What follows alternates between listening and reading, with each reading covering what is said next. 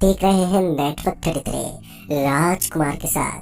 तो चलिए बढ़ते हैं आज की कहानी की ओर। दोस्तों, मेरा नाम जयंत है और मैं अनूपगढ़ गांव का निवासी हूँ। हमारे ये गांव ढेर सारे जंगलों के बीच में बसा हुआ है, जिसके आजू बाजू में दूर दूर तक कोई दूसरा गांव ही नहीं है। हमारे गांव से करीब 26 किलोमीटर दूर एक बाजार पड़ता है और उस बाजार और गांव के बीच में जो रास्ता है, उस रास्ते के बारे में कुछ कहानियां, कुछ ऐसी घटनाएं हैं जिनको लोगों के मुताबिक सच माना जाता है। लेकिन एक पढ़ा लिखा व्यक्ति होने की वजह से मैं उन कहानियों के ऊपर विश्वास नहीं करता था। एक दिन मेरे दादाजी ने मुझे बताया कि उस रास्ते के ऊपर रात के 12 बजे के बाद कोई नहीं जाता। कहते हैं कि रात के 12 बजने के बाद वो रात के 3 बजे तक ऐसा भयानक रास्ता हो जाता है कि वहां से गुजरने वाला आदमी या तो पागल हो जाता है या फिर वहीं पर उसकी मौत हो जाती है। पहले तो मैंने कभी सोचा नहीं था कि मेरा पाला उस रास्ते से पड़ेगा, लेकिन फिर मुझे एक दिन अपने कॉलेज के एग्जाम देने के लिए शहर जाना था। वैसे तो मैं शहर में रहता था, लेकिन दूसरे दिन में मेरे चाचा के लड़के की शादी थी, जिसकी वजह से मुझे थोड़ी कठिनाइयां झेलनी पड़ी। दूसरी पारी में एग्जाम होने के कारण मैं करीब 12 बजे के आसपास शादी से निकला और उसके बाद एग्जाम देने के लिए पहुंच गया। एग्जाम देने के बाद कपड़े वगैरह खरीदते खरीदते कब रात के 9:30 बज गए, मुझे पता ही नहीं चला। धीरे धीरे बाजार की दुकान भी बंद होने लगी और उसके साथ ही अंधेरा पूरी तरह से चारों तरफ पसर गया। तब मुझे लगा कि अब मुझे यहाँ से तुरंत ही निकलना चाहिए। वैसे तो मेरे पास मेरी बाइक थी, ऐसे में मुझे ज्यादा तकलीफ तो नहीं होने वाली थी, लेकिन फिर मुझे लगा कि मुझे जितना जल्दी हो सके यहाँ से निकल जाना चाहिए। एक तो मेरे चचेरे भाई के घर में शादी थी और ऊपर से मुझे उस रास्ते में जंगली जानवरों का थोड़ा डर भी लगता था, इसलिए मैं अपनी बाइक लेकर तुरंत ही निकल गया। जब मैं बाजार से निकला था तो उस वक्त 10 के आसपास बजे होंगे। मैं बाइक लेकर निकला तो बाहर की खुली हवा मेरे शरीर को छूकर निकल रही थी। ऊपर की तरफ काले घने बादल छाए हुए थे। ऐसा लग रहा था कि थोड़ी देर के बाद बारिश शुरू हो जाएगी और बारिश के माहौल में बाइक को चलाना थोड़ा मुश्किल काम था। ऊपर से 15 किलोमीटर का ये रास्ता, जिसके दोनों छोर पर मुझे कहीं भी कोई भी मकान या फिर कोई दुकान इतनी रात को खुली हुई नजर ही नहीं आने वाली थी। रास्ते के बीच में एक गोदाम तो भरा हुआ था, मगर उस गोदाम के अंदर भी इतनी रात को भला कौन ही रुकता है। मैं यही सोचते सोचते आगे बढ़ रहा था कि तभी वही हुआ जिसका मुझे इतनी देर से डर था। अचानक बारिश शुरू हो गई। बारिश के शुरू होने के बाद मुझे समझ में नहीं आ रहा था कि अब मैं करूँ तो करूँ क्या। एक तो वहाँ पर ठंडी ठंडी हवाएं चल रही थी, ऊपर से मुझे आसपास में रुकने की कोई जगह भी नजर नहीं आ रही थी। थोड़ी दूर आगे जाने के बाद मुझे सड़क के ठीक बगल में एक छोटी सी छतरी बनी हुई नजर आई। वो सफेद रंग की छतरी थी। मैंने बिना कुछ सोचे समझे अपनी बाइक को रोका और उसके बाद भागता हुआ उस छतरी के अंदर पहुंच गया। फिर लगभग 20 मिनट तक मैं उस घनघोर अंधेरे में बारिश के रुकने का वेट करता रहा, लेकिन बारिश थी जो रुकने का नाम ही नहीं ले रही थी। थोड़ी देर के बाद जाकर मुझे एहसास हुआ कि अब बारिश की गति कम हो गई थी और ऐसे में मेरा यहाँ से निकलना ही, क्योंकि अभी भी करीब 10 से 11 किलोमीटर का रास्ता पार करना था। और तभी मैं अपनी बाइक के पास पहुंचा और उसे स्टार्ट करने की कोशिश करने लगा, लेकिन इस बार तो मेरी बाइक ने जवाब दे दिया था। मैंने उसे अपना पूरा जोर लगाकर स्टार्ट करने की कोशिश की, लेकिन वो स्टार्ट होने का नाम ही नहीं ले रही थी। ऊपर से जब मैंने फोन निकालकर अपने घर वालों को फोन करने की कोशिश की तो सारा फोन भी नेटवर्क से बाहर हो गया था। तभी मुझे ऐसा लगा कि उस सुनसान पड़ी सड़क के ऊपर कोई है जो उस पानी से भरी हुई सड़क के ऊपर अपने कदम पटक रहा है। मैंने एक बार के लिए पीछे मुड़कर देखा, लेकिन पीछे का दृश्य साफ था। मुझे वहां पर कोई दिखाई नहीं दिया और उसके बाद मैंने एक लंबी सांस ली और फिर वहां से निकलने के लिए अपनी बाइक को सड़क के बगल में मौजूद एक पेड़ के नीचे खड़ा कर दिया और पैदल वहां से निकलने लगा।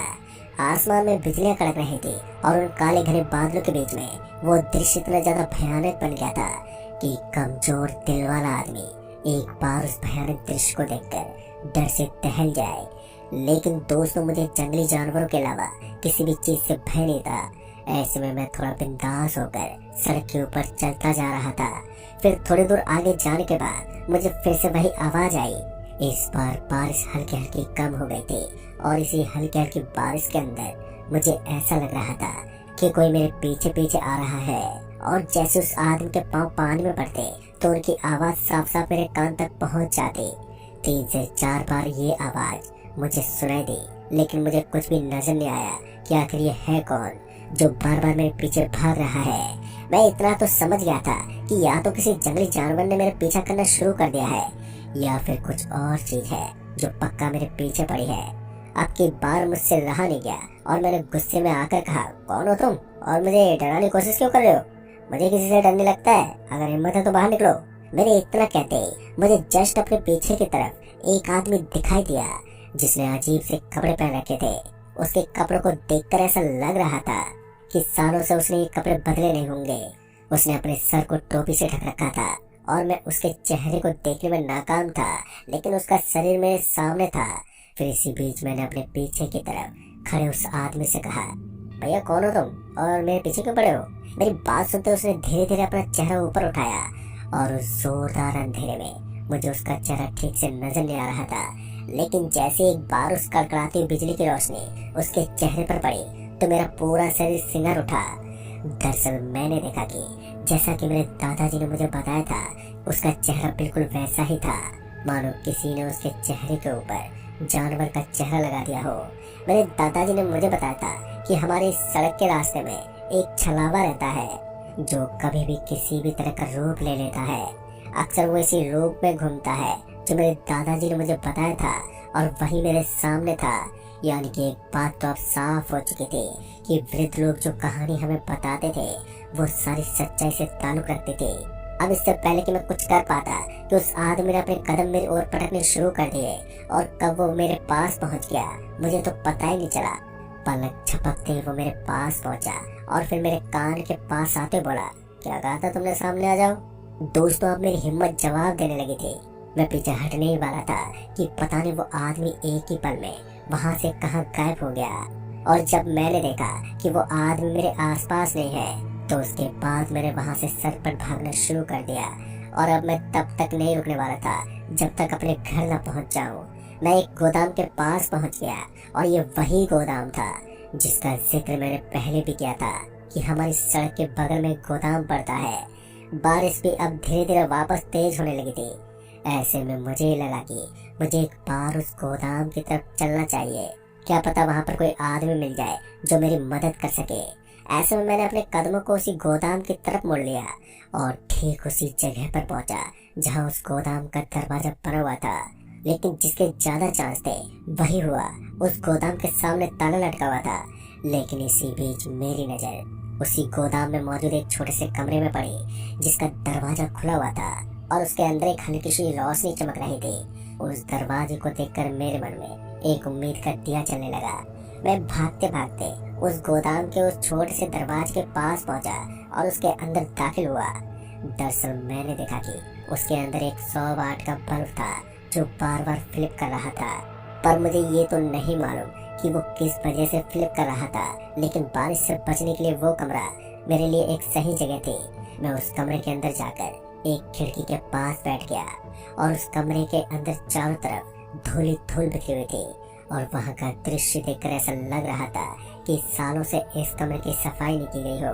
अभी मैं उस कमरे की खाली जगह पर बैठा बैठा यही सब सोच रहा था कि आखिर गोदाम के मालिक ने इस कमरे को खुला क्यों छोड़ा होगा, कि तभी उस कमरे का दरवाजा बहुत ही जोर से बंद हो गया। और वो दरवाजा इतनी जोर से बंद हुआ कि दरवाजे के बंद होने की आवाज मेरे कानों में गूंज उठी। एक पल के लिए मेरे पूरे शरीर में बिजली सी दौड़ गई थी। उसके बाद मैं किसी तरह से उठा और उसी दरवाजे के पास पहुंचा। अब मैं उस दरवाजे को पकड़कर बाहर खींचने की कोशिश कर रहा था, लेकिन बार बार खींचने के बाद भी वो दरवाजा इतना ज्यादा मजबूत हो गया था कि मैं अपनी पूरी ताकत लगाकर भी उसे खोल पाने में नाकाम था। और अभी मेरी जिंदगी का दहशत भरा समय चल रहा था कि इतने में उस छोटे से कमरे के अंदर बना हुआ वो बल्ब एकदम से फूट गया और वहां पर पूरी तरह से अंधेरा छा गया। अब मैं उस अंधेरे के अंदर कुछ भी ठीक से देख नहीं पा रहा था। तभी मैंने अपना फोन निकाला और फिर से मोबाइल टॉर्च ऑन करके उस कमरे में रोशनी फैला दी। इसी बीच मुझे महसूस हुआ कि कोई दूसरा आदमी भी है जो मेरे अलावा इस कमरे में मौजूद है। एक बार फिर से मेरे कान में वही आवाज आई, लो मैं तुम्हारे सामने आ गया। इस आवाज को सुनकर मेरा दिल बैठ गया, क्योंकि मैं जान गया था कि ये किसकी आवाज थी और मैं यहाँ पर किस तरह से पहुंचा हूँ। शायद मैंने इस गोदाम के पास आकर अपनी जिंदगी की सबसे बड़ी गलती कर दी थी। अब मेरे लिए वो टाइम आ गया था जब मुझे अपने ही पैरों पर बैठकर अपनी जान की भीख मांगनी थी, क्योंकि अब मेरे पास इसके अलावा दूसरा कोई चारा भी नहीं था। इसलिए मैं अपने घुटनों के ऊपर बैठ गया और उस हैवान से बोल पड़ा, भाई साहब मेरी कोई गलती नहीं है, मैंने भला आपका क्या बिगाड़ा है जो आप मेरे पीछे पड़े हो। मैं अपनी जान की भीख मांग रहा था, लेकिन वो कहते हैं ना, भूत तो आके भूत ही होता है। एक बुरी शक्ति भला कहाँ इंसान की फीलिंग समझ पाती है। मुझे भी यही लग रहा था कि मेरी इन कोशिशों से कुछ नहीं होने वाला, लेकिन तभी उस कमरे का दरवाजा एकदम से खुल गया और जैसे उस कमरे का दरवाजा खुला तो मैं जल्दी से भागता हुआ उस कमरे से बाहर निकल गया। मुझे लगा कि अब मेरी जान बच जाएगी, लेकिन मैं जैसे उस कमरे से बाहर निकला और बाहर का दृश्य देखने लगा तो मेरी आंखें फटी की फटी रह गई। दरअसल मैंने देखा कि बाहर कम से कम मुझे 7 लोग खड़े हुए दिखाई दे रहे थे जो वहां पर नाच रहे थे। उनका नाच गाना देखकर ऐसा लग रहा था कि वो सारे आदिवासी जनजाति के लोग हैं। उनके कपड़े भी यही दर्शा रहे थे, पर अभी तो मैंने केवल नाच ही देखा था। लेकिन दहशत तो उस वक्त मेरे आंखों के सामने थी जब उन सभी लोगों ने अपने एक आदमी को हवा में उछालना शुरू कर दिया। यहाँ तक भी सब कुछ ठीक ठाक था। अंत में उन लोगों ने उस आदमी को अपने सामने चलती आग की एक भट्टी में डाल दिया, जिसके अंदर गरम गरम पानी था। उस गर्म पानी के अंदर गिरते ही उस आदमी की चीख निकलने लगी। वो आदमी अपनी जान की भीख मांग रहा था, लेकिन उसकी मदद करने वाला वहां पर दूर दूर तक कोई नहीं था। अभी मैं कुछ सोच ही रहा था कि अचानक ही मुझे महसूस हुआ कि कोई मेरे पीछे खड़ा है। मैं इतना तो जानता था कि मेरे पीछे कौन खड़ा है, इसलिए मैंने पीछे देखने के बजाय वहां से भागना ही ठीक समझा। मैं वहां से भागा और गोदाम के पास निकलकर सड़क के ऊपर पहुंच गया। पर जैसे मैं सड़क के ऊपर पहुंचा तब जाकर मेरी सांस में सांस आई। दरअसल मैंने पैदल यात्रा फिर से शुरू कर दी थी और मैं दुम दबाकर अपने गांव की तरफ भागने लगा। थोड़ी दूर तक भागने के बाद एक गाड़ी के हेडलाइट से बारिश भरी वो सड़क चमकने लगी और सड़क के ऊपर गिरे उस पानी को चमकता हुआ देखकर मैंने उस गाड़ी के सामने हाथ दिखाना शुरू कर दिया। मुझे लगा था शायद ये गाड़ी वाला मेरे लिए अपनी गाड़ी को नहीं रोकेगा, लेकिन आज तो वही हो रहा था जो मैं सोच भी नहीं सकता था। न जाने कैसे उस गाड़ी के भरे ड्राइवर ने मेरे बगल में लाकर अपनी गाड़ी को रोक दिया और जैसे वो गाड़ी मेरे बगल में आकर रुकी तो मेरी सांस में सांस आई। उसके बाद मैं जल्दी से भागता हुआ उस गाड़ी के दरवाजे के पास पहुंचा तो मैंने देखा कि 40 साल के लगभग का एक आदमी गाड़ी की ड्राइविंग सीट पर बैठा हुआ था। और जैसे उस आदमी ने मुझे इस गंभीर हालत में देखा तो उसने कहा, एक काम करो, जल्दी से बैठो और हाँ, किसी भी तरह की हलचल मत करना, जब मैं कहूँ तभी तुम्हें बोलना है। इस बार मैंने अपनी गर्दन हिलाई और मैं जल्दी से गाड़ी के बगल वाले दरवाजे को खोलकर अंदर दाखिल हो गया। गाड़ी के अंदर पहुंचने के बाद मुझे अब काफी अच्छा महसूस हो रहा था। फिर थोड़ी देर तक गाड़ी चलाने के बाद उस आदमी ने कहा, लगता है आज तुमने भी मौत से सामना किया है। अब ये बात सुनते मैं हैरान हो गया और फिर मैंने उस आदमी को पूरी बात विस्तार से बताई। मेरी बातें सुनने के बाद उस आदमी ने कहा, अच्छा हुआ कि मैंने तुम्हें सड़क के ऊपर भटकते हुए देख लिया था। मुझे तो पहले लगा था कि मुझे गाड़ी नहीं रोकनी चाहिए, लेकिन जब मैंने देखा कि तुम्हारे हाथ से खून बह रहा है तो मैं इस बात को पूरी तरह समझ गया कि तुम एक इंसान ही हो। बाद में उस आदमी ने कहा, लगभग 7 साल पहले इस गोदाम के पास एक आदमी की मौत हो गई थी। कहते हैं कि उस आदमी को कुछ आदिवासी जनजाति के लोगों ने मारा था। कहते हैं वो आदमी एक ड्राइवर था जिसकी बहुत ही बुरी मौत हुई थी। तड़प तड़प कर मरने की वजह से उस आदमी की आत्मा को मोक्ष नहीं मिला और वो यहीं पर भटकने लगे। दोस्तों, उस आदमी की सारी बात सुनने के बाद मैंने उससे पूछा कि आखिर वो इस समय किस जगह का सफर कर रहे हैं, तो उन्होंने कोई जवाब नहीं दिया और थोड़ी देर तक गाड़ी स्पीड में चलती रही और फिर उसके बाद उस आदमी ने मुझे ठीक उसी रास्ते पर उतार दिया जहाँ से मुझे अपनी गांव की तरफ जाना था। दोस्तों, ये चीज देखकर मैं तो हैरान हो गया और फिर उसके बाद कभी भी मैं रात के बाद उस रास्ते पर नहीं लौटा, क्योंकि वहाँ पर सच में वो भूत घूमता है।